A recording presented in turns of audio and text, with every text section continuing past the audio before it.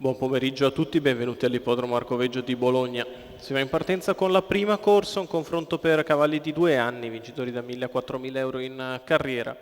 Sono in 4 soli dietro le ali dell'autostart. All'1 Love Story Elvin, Sandro Miraglia per Walter Zanetti, al 3 Gico Pred, Marco Volpato per il Team Fiore, 5 Granada SLM, Andrea Farolfi per Walter Zanetti, 6 Given Sci, Alessandro Gocciadoro all'Ene Guida. Si va in partenza con favorito Givenchy e si parte con lotta per il comando. È veloce Granada SLM che prova a prendere la testa, all'esterno Givenchy che insiste, si imbocca la prima curva, sbaglia Givenchy nel tentativo di scavalcare Granada SLM che sbaglia a sua volta, hanno imboccato la prima curva troppo forte. Numero 5 Granada SLM Love Story Elvin al comando numero nei 6 confronti di Gico Givenchy Pred squalificato. e diventa un race off.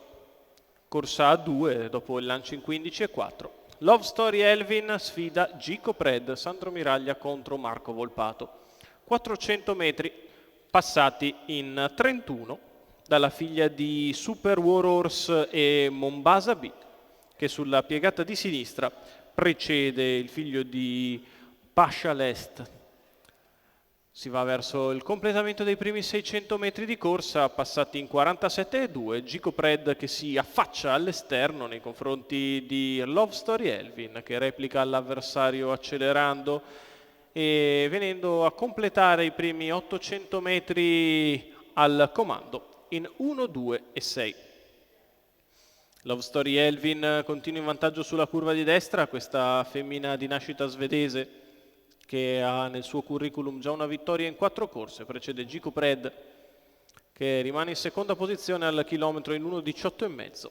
Vincitore non uscita al Casarano, Gico Pred su 3 corse in carriera. I due continuano uno avanti all'altro, Love Story Elvin al comando, Gico Pred nella sua scia, non cambia nulla. Quando siamo a 400 metri dalla conclusione, Gico Pred che prova a ritornare all'esterno di Love Story Elvin che riaccelera, c'è stato un altro 31,6 di frazione.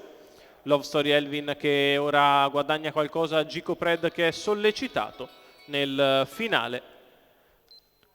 All'ingresso della dirittura d'arrivo è in netta evidenza Love Story Elvin su Gico Pred, Love Story Elvin che viene a vincere nel finale, facile, al secondo posto finisce Gico Pred. Vince Love Story Elvin, Sandro Miraglia in salchi per Walter Zanetti al training, i colori del signor Vincenzo Martina che è anche allevatore della figlia di Super Warhorse e Mombasa B che vince la sua seconda corsa in carriera oggi, ragguaglio cronometrico di 1,18,7.